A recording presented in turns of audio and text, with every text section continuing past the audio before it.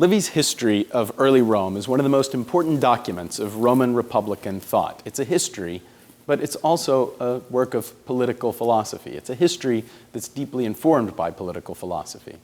And his accounts of the overthrow of the Roman monarchy in 509 BC by Brutus and the election of two consuls, who would be the chief magistrates in the Roman Republic, is a story of what it means to live under a republic. He says that this is the birth of liberty, of libertas, for the Romans.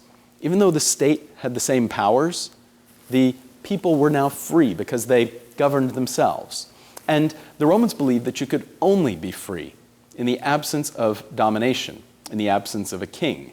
And this is even deeply symbolized in the story of Livy by the symbol of Brutus, a dull-witted person on the outside who was made of gold on the inside. That gift that he donates to the gods is symbolic of his nature and the fact that you can't truly be yourself under a king. Because if you're truly dominated by an absolute sovereign monarch, then you're always somehow in fear. You're always somehow limited from truly becoming freely yourself.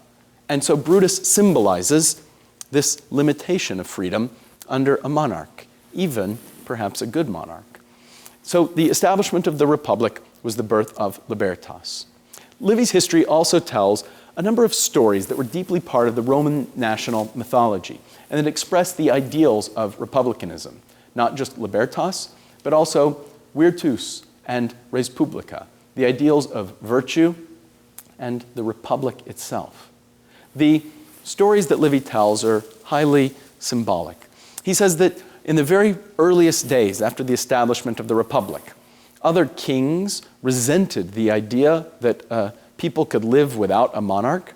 And so one of the kings of a neighboring city, Clusium, a man named Lars Porsena, invaded the early Roman Republic, the fledgling Republic, and indeed launched an attack that the Romans were barely able to hold off.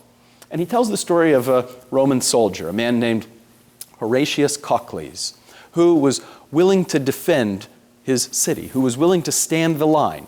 The troops of Lars advanced towards the city of Rome and began to push the Romans back over a bridge over the Tiber. And as the enemy troops were about to cross the bridge and enter Rome itself, Horatius sent his men across the bridge and stood alone, all by himself, facing the enemies. And he told his men to destroy the bridge behind him, meaning that he himself would be willing to die, would be willing to sacrifice himself, holding the bridge and then having it destroyed behind him, facing certain death, so that his people, his republic, could survive in freedom. For Livy, these are stories, these are examples, in Latin, exempla, that embody the values of republicanism. Horatius was an example of the virtus, the kind of virtue that was required of a citizenry to preserve the freedom of a republic. Even though he was willing to face certain death, in fact, he swims across the river and is saved by the river god in the Tiber, but his willingness to sacrifice himself symbolizes the kind of citizen virtue that's required to preserve liberty. The king laid siege to the city of Rome, and another young, noble Roman man went out to try and single-handedly assassinate Lars Porsena, the enemy king. And in fact, he came up to the king himself and mistakenly killed the king's scribe, thinking that it was the king himself. And he was captured in the act of trying to assassinate this enemy of Rome. And he was ordered to be put to death, of course, by this king that he had tried to assassinate. But this young Roman nobleman, Mucius, said that we are fearless of you.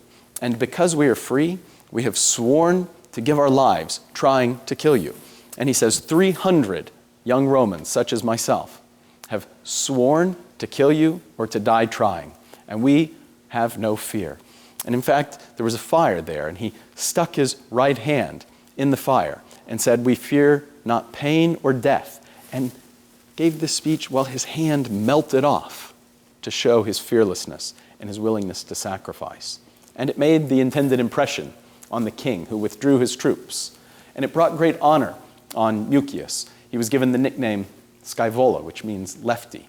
And throughout the rest of their history, his descendants were called the left-handed ones in honor of this sacrifice that he had made.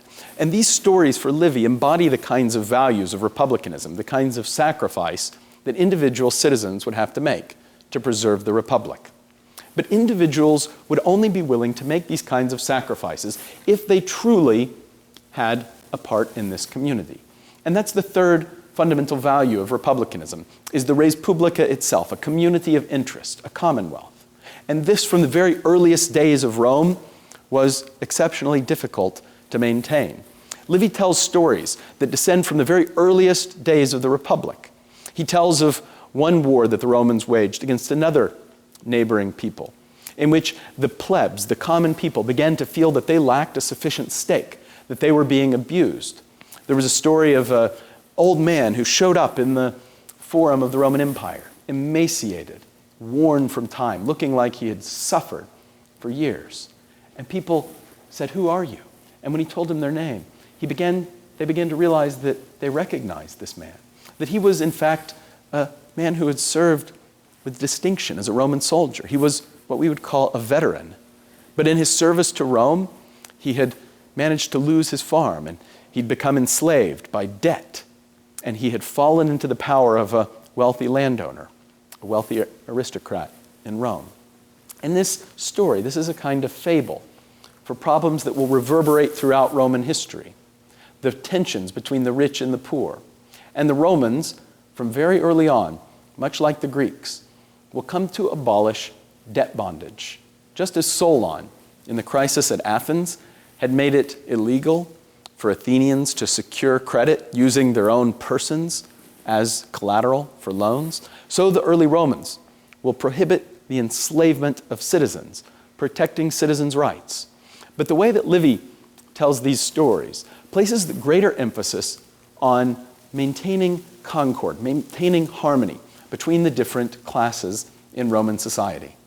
And the Roman plebs, the common people in the early Republic, would in fact practice secession, secessio plebis. They would withdraw from society, would withdraw from the army, would withdraw from military campaigns if their interests were not adequately recognized in the res publica.